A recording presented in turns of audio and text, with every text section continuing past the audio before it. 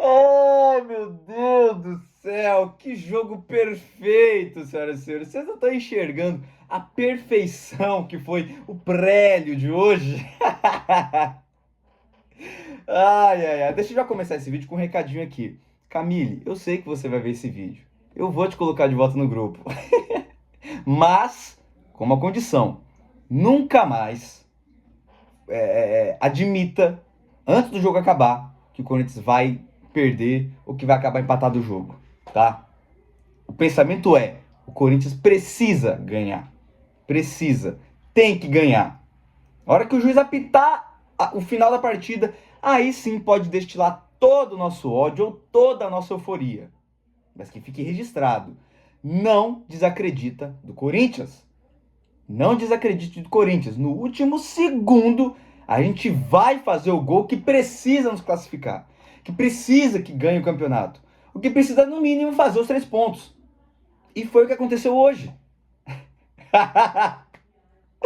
Foi um jogo perfeito. Vocês não estão entendendo a beleza, a perfeição que foi isso aqui hoje. Vamos lá, vamos lá. Olha só. Corinthians Velo Clube e Corinthians. 1-0 nos 40 e tantos do segundo tempo, com gol do Yuri Alberto, totalmente desacreditado, aquele gol feio, chorado, sofrido, mas que valeu os 3 pontos. E se o campeonato acabasse hoje, acabasse assim a fase de classificação, nós estaríamos classificados para as quartas de final, né? Se eu não me engano. É isso mesmo. Estaremos classificados para as quartas de final do Paulistão, tá? Mas enfim, ainda é a quinta rodada ainda, falta mais 3. Mas enfim, tô me adiantando aqui. Vamos falar do primeiro tempo do jogo. Isso sim foi um primeiro tempo pobre, desprovido de qualquer ideia de ambos os times, tá? Desprovido de qualquer ideia, de qualquer avanço, ataque, defesa. Um jogo que não agradou ninguém. Os próprios jogadores dentro do campo falaram assim, porra, que jogo merda, né, mano? Acho que eles mesmos já tiveram essa linha de raciocínio. Que jogo bosta, mano. A gente não tá conseguindo evoluir, não tá conseguindo fazer com que a equipe andasse. Isso pensando dos dois times, tá? Dos dois lados aqui, eu tô imaginando. Aí eis que vem o segundo tempo. A mesma coisa.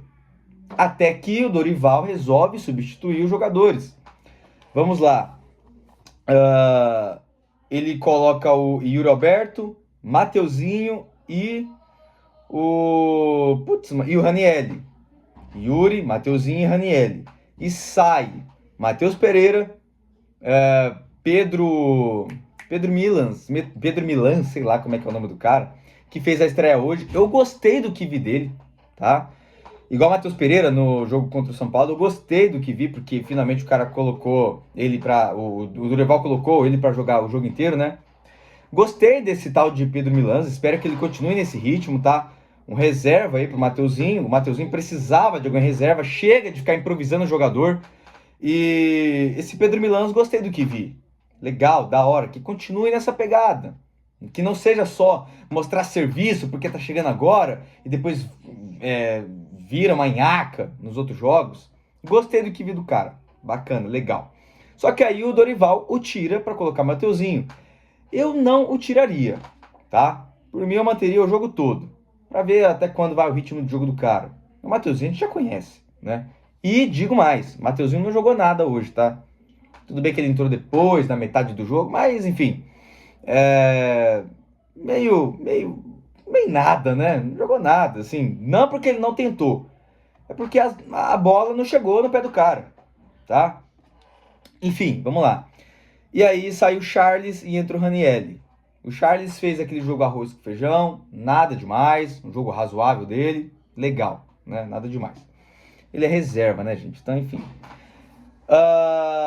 Como eu anotei aqui, eu manteria esse Pedro Milans. E só que na sequência o Dorival não tira o Vitinho, né? E nem o Hugo lateral, que pra mim foi o pecado do jogo. Mas já vou falar sobre o Vitinho, tá? Mas o pior pecado não foi ter tirado o Hugo. Pra mim, os dois piores da partida, Vitinho e Hugo, tá?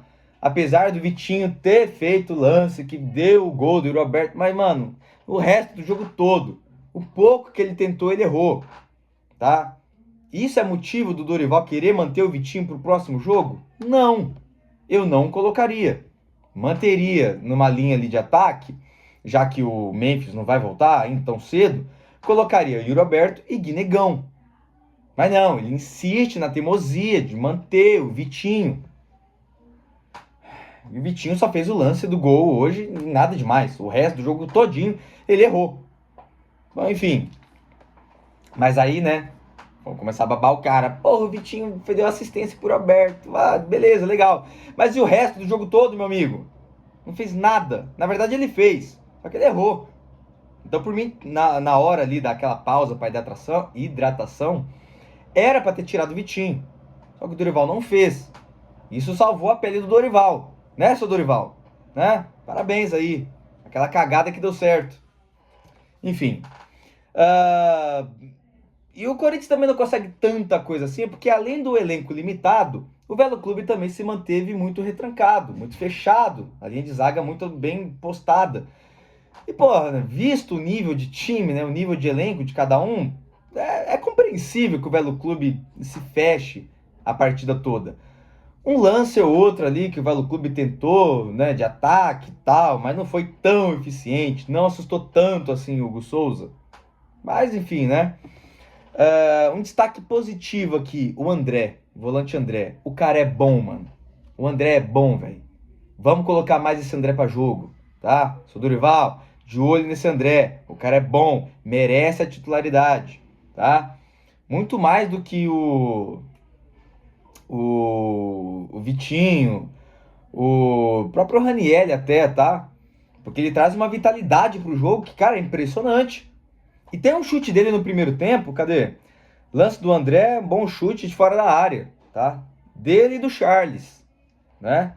Apesar do que eu falei que o Charles fez ali aquele arroz com feijão, mas, enfim, é um jogo razoável até do Charles. 2 chutes fora da área no primeiro tempo, como eu falei, o Velo Clube se manteve fechado o jogo todinho. Então a alternativa que o Corinthians teve era, vou chutar de fora da área para ver o que acontece. E aí os meio de campo, né? André e Charles tentam de fora da área, chutes bons até, tá? É que o goleiro dos caras é foda, né? Parece que todo jogo contra a gente, o goleiro dos caras vira o Manuel Neuer. É impressionante. Porque poderia ser ali 2-0 num chute fora da área, assim, impressionante. Mas enfim. E aí vem o segundo tempo. Mais um jogo pobre, cansado, né? Sem muitas ideias de ataque, ideias de defesa. Mas que vem o Yuri Alberto e faz a diferença. Vamos tentar lembrar o gol do Corinthians. Lança de lateral, Vitinho dá aquele corte, esquerda, direita. Eu sou daqueles que quando tá assistindo o jogo, em casa ou no estádio, eu fico meio que como se estivesse gesticulando com os caras, né? Corta pra direita, corta pra esquerda, né? Lance de lateral assim. Corta pra um lado, o cara vai lá e corta pro outro. Eu fico, puta, mano, vai errar. Aí o cara não erra, ele cruza. E o Roberto ali, meio que na cagada, pum, bate, golaço, 1-0, aquela coisa toda. O cara sobe na alambrado, os cara puxa o calção do Roberto. O cara só falta ficar pelado no jogo. Ai, mano, que eu ri nessa hora, mano. Eu ria que não parava. O cara só voltou a ficar pelado na porra do campo, mano. É impressionante, mano. Daquelas porra, Yuri Alberto, esse torcedor, né? Me dá só camisa. Não, mano, me dá tudo, me dá até só cueca.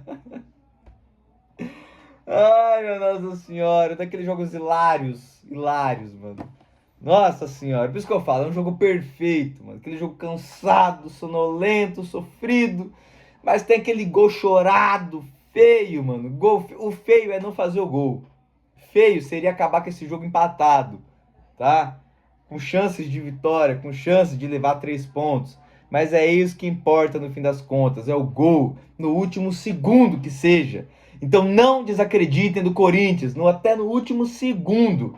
A gente vai fazer o gol e a gente vai sair com os 3 pontos pra casa. Puta que pariu! Corinthians! É o Corinthians, porra! Não desacredita não! Cacete! Ai, minha Nossa Senhora, pelo amor de Deus, velho. É impressionante. Quando é que vai ser o próximo jogo agora? Quarta-feira, né? Verdade, já é domingo. Quarta-feira agora, dia 28. Já inicia o Campeonato Brasileiro. Corinthians e Bahia. Só que o Corinthians vai jogar em Santos, vai jogar na Vila Belmiro.